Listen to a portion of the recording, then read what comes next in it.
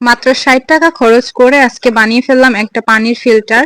পানির ফিল্টারটি বানানোর জন্য আমি নিয়েছি একটা রঙের বালতি, আর নিয়েছি হচ্ছে সেই প্লাস্টিকের ট্যাপ যেটা দিয়ে পানি বের হবে। আর এটা কিনেছি আমি ৬০ টাকা দিয়ে। আমার মূলত খরচ হয়েছে ৬০ টাকা। এটার সঙ্গে রাবার, তারপর যা যা লাগে সবই একটার মধ্যে ছিল, তাই জন্য আমি এটাই নিয়েছি। অন্যান্য গুলোতে আছে ৩০ টাকা, তবে সেগুলোতে এক্সট্রা করে টেপ কিনতে হতো, তারপর আরো কি কি যেন লাগে সেগুলো কিনতে হতো, কিন্তু এটাই সবই আছে তাই আমি এটাই নিয়েছি। আর আমাদের বাড়িতে হচ্ছে মিস্ত্রি কাজ করতেছিল, তাই তাদের কিছু যন্ত্রপাতি আমার দরকার হয়েছিল, সেগুলোর একটা দিয়ে আমি হচ্ছে এখানে ফুটো করে নিয়েছি। আর এই ফুটোটা তেমন বড় করা যাবে না বা ছোট রাখা যাবে না, এটা মিডিয়াম, মানে একটু টাইট ভাবে যাতে লেগে থাকে তেমন পরিমাণে ফুটো করতে হবে। আর আমি সেটাই করে নিচ্ছিলাম, তো দেখলাম যে এটা দিয়ে হয়নি, তারপর আমি আরেকটা যন্ত্র এনেছি, ওটা কি বলে আমি জানি না। তো এই যন্ত্রটা দিয়ে আমি হচ্ছে যাতে একটু টাইটলি এটাকে সেট করতে পারি ওইরকম ভাবে একটা ছিদ্র করে নিয়েছি। আর এই ট্যাপের মূলত দুইটা রাবার, একটা হচ্ছে বাহির থেকে দেওয়ার জন্য আর একটা হচ্ছে ভেতরের সাইড থেকে দেওয়ার জন্য, সাথে একটা ক্লিপ আছে যাতে ভালোভাবে আটকে দেওয়া যায়, যাতে পানি না চুইয়ে পড়ে, সেই জন্য আমিও ঠিক ওইভাবে লাগাচ্ছিলাম।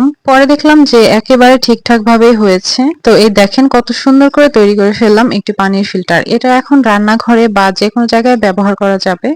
আমি এখন এটার মধ্যে পানি ভর্তি করে দেখে নিব যে কোনোভাবে পানি পড়ে কিনা। তো দেখলাম কোনোভাবে কোথাও থেকে পানি পড়তেছে না। এখন আমি এটা ঘরে বা রান্নাঘরে রেখেও ব্যবহার করতে পারবো খুব ইজিলি। তো আজকের ভিডিওটা এ পর্যন্তই, দেখা হবে পরবর্তী ভিডিওতে। ততক্ষণ পর্যন্ত আপনারা ভালো থাকবেন, সুস্থ থাকবেন। আল্লাহ হাফেজ।